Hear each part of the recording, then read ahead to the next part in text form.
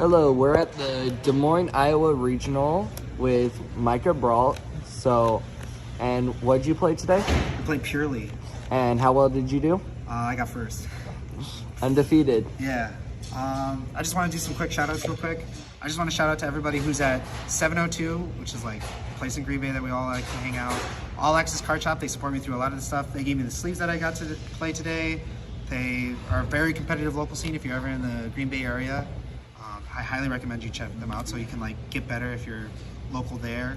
And then I'd like to shout out Mitchell Drake, who's been helping me a lot in practice as well as trying to figure out this deck. I've only been playing this deck for like a week and a half, so I think it's super fun and super rewarding, and there's like a lot of options and choices to make, which was really like that's my type of play style, and I think like that's really fun. But yeah, that's about it. All right, let's get into the deck. So I'm just gonna do this right away because this stuff nobody's gonna say anything different about. Right? You play all these cards at all these numbers, and then like this is the one where I'll talk to you about. So post AGOV, I think that I will play this at 3, but like right now it's just like the best go second. Also, like revealing 3 field spell off of this thing has just never come up. So I was like, oh, I'm playing 41 cards right now, and I needed to cut 2 cards, and I needed them to be engine because I had like a lot of, well, not engine, but like not very rewarding cards in general. Just like maximize, because really all I want to do is like see one of these, maybe definitely want to see a quick play spell, and then maybe a cat, and then everything else in your hand could be like a made up fantasy dream, which happened like in the finals. It's like I had literally this, a quick play spell, a cat, and I was like, the 3 other cards were just all non-engine, and it was like the best thing ever. And then also I played 2 of these. I only played 2 because I want the direct option to get like a direct out to certain cards, but I also wanted to play 3. This is just one of the contentions I had to make because I cut 2 different cards for another engine monster, but like it just happened to be the number that I ended up with. Plus, like as a power play, like just being able to prospe after is like obviously really good. And then side deck wise, you'll see later, but like I play a card that I want to find. So like if I play a bunch of Purrely spells and I activate Pot of Prosperity, that's the real give and take. Like I can't play that card in the side deck like willfully without playing something to at least see more cards. So that's why I ended up playing Prosperity in general. Obviously play 3 of these cat, and obviously play 3 of this cat. That's like the engine. So like the one that's a little sideways when it comes to engine or non-engine is I also played 3 Fenrir. And like this is one of the cards that I'm telling you that I cut those 2 cards from.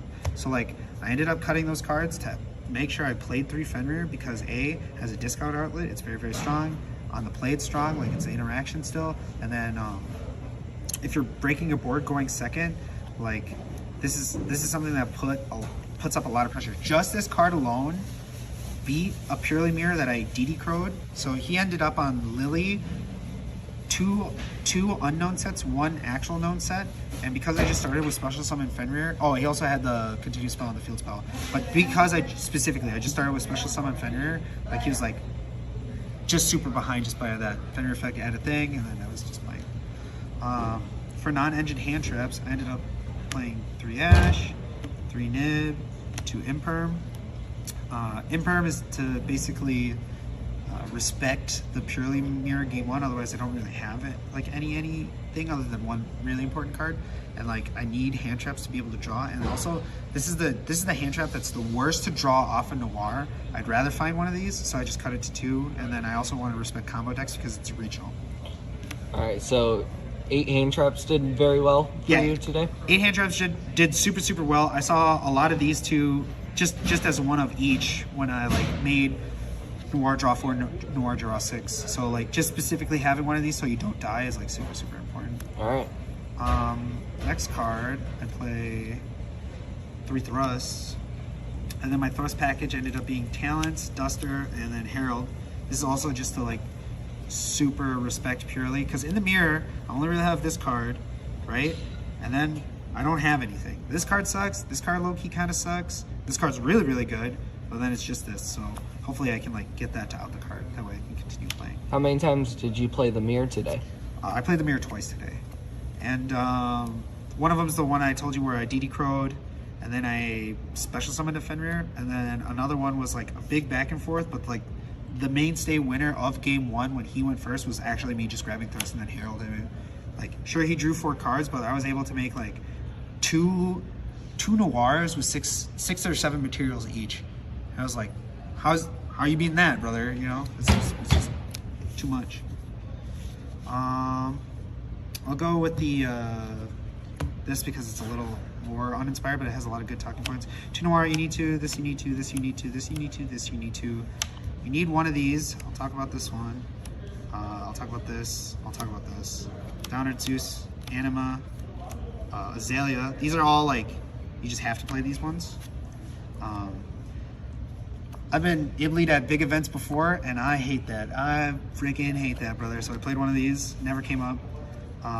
This one should be the other one, the Magician or Slacker, but I don't own it. And then I also don't own an Ensemble Blue Robin, but like this card never came up.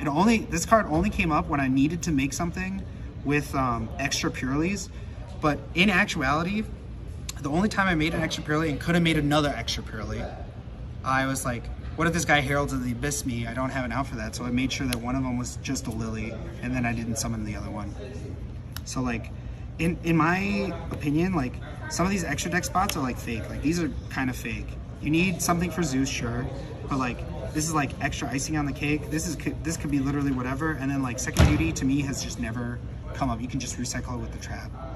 So like, really you have like 6 spots of flex where like some people like, oh, you have to play 2 beauty. Or I happen to, but the second beauty never came up. Or like, yeah, what's another card that's super popular in like these Purrely deck profiles? I don't know. Ensemble is the main thing that I'm thinking of. Yeah. I don't know. Or like double plump for like anti-Nibiru stuff. That never comes up, brother. That like never happens. All right. My side deck is 3 Drolls because again, I'm respecting combo decks. If I'm on the play against Purrely, I side this in as well because it's just too hard to beat. It's very good. You want to talk about how that won you the regional?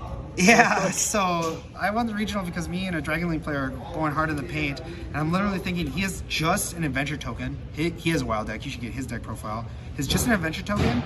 He beats me for 2k. My turn comes. I draw a Lightning Storm, and then I'm like, oh man, do I just die here? Do I have to Lightning Storm this vanilla token? I'm like, pass. I'm gambling. And then he is able to summon the dragon from the graveyard, make the trap that's a popper, hit me for 45. I'm now at 15. And I'm like, oh, and he's at 300. This is very important. So I kept this Lightning Storm, draw this Droll, and I'm like, Lightning Storm, blow up back row, sure.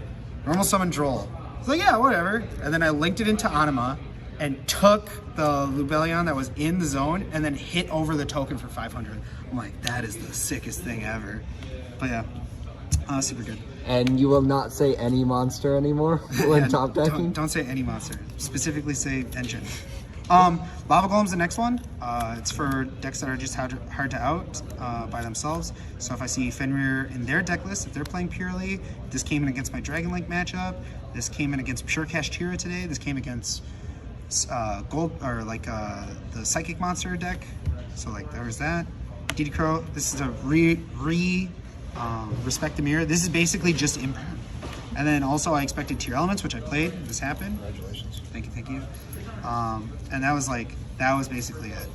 It's like you have to respect those graveyard-based decks, and then not only that, but this was good in the mirror. So this also came in side of going first or going second.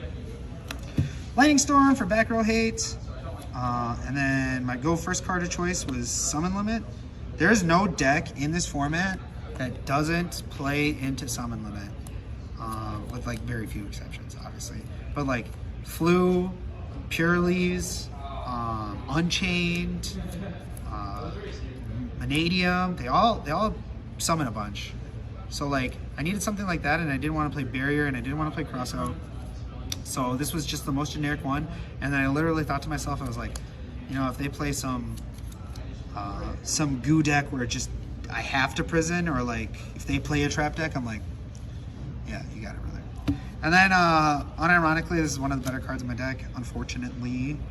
I played Condemned Dark Witch. I watched the Joshua Schmidt video, and I was like, dude, I just don't want to get into time. There's no way to win in this deck into time. So my 7th round opponent Like I just like, oh, there's 3 minutes left, and I'm playing as Purrely on the play, and I was like, make this go to end phase, and then with that resolving, I just gained 1,000 life points. So it's a vanilla 1600 monster that has an effect that's way too long, and then it says at the end phase, gain 500 life points for each fairy. But like I said, Joshua, shout out Joshua Smith, GOAT. He's like, yeah, I just went into time too much, and I was like, you know, that's gonna come up, period. So this is what I decided to solve that issue. Yeah. All in all, super happy with every decision I made. I think some of the cards that I mentioned in the extra deck specifically would have came up more if I played them, because like I would have ended on Ensemble Blue Robin. Oh, another thing about Ensemble Blue Robin is Ensemble Blue Robin plus this card is just an FTK. Like bounce one, they have to, if they resummon it, you're like sick, you know. So that's another thing too. So I put a lot of stress on this card going first. But yeah, that's it. All right.